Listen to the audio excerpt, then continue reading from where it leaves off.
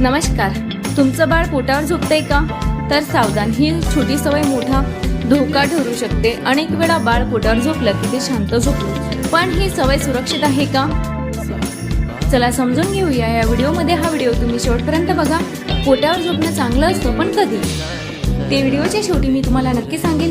बाळाला पोटावर झोपण्याचे आज आपण 5 धोके बघणार आहोत. तर पहिला, श्वास गुदमरू शकतो.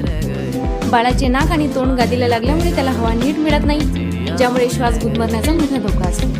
दुसरा, अचानक मृत्यूचा धोका. पोटावर झोपल्यामुळे सडन इन्फंट डेथ सिंड्रोमचा धोका वाढतो. विशेषतः 1 वर्षाखालील बाळांसाठी हे अत्यंत धोकादायक असू शकते. तिसरा, शरीराचे तापमान वाढते. पोटावर झोपल्यामुळे बाळाचे शरीर जास्त गरम होऊ शकते, जे सुरक्षित नाही. चौथा, मान आणि मानेवर ताण. लहान बाळाची मान अजून मजबूत नसते. पोटावर झोपल्यामुळे मानेवर ताण येऊ शकतो.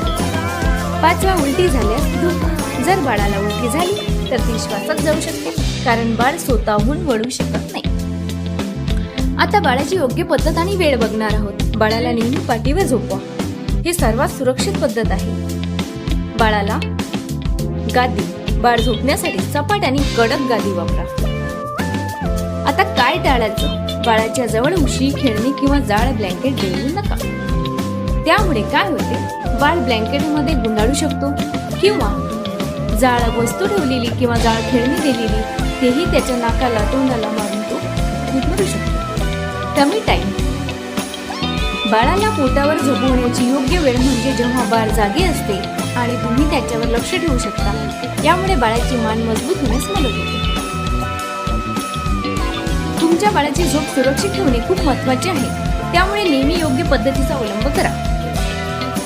तुम्हाला माझा आजचा व्हिडिओ आवडला असेल तर माझ्या डिझायर ब्युटिफुल गर्भसंस्कार चॅनलला लाईक करा. जास्तीत जास्त तुम्ही तुमच्या मित्रमैत्रिणींना आणि गरोदर मातांना शेअर करा आणि अशाच नवनवीन माहितीसाठी सबस्क्राईब करा. भेटूया पुढच्या व्हिडिओमध्ये. तोपर्यंत तुमची आणि तुमच्या बाळाची काळजी घ्या.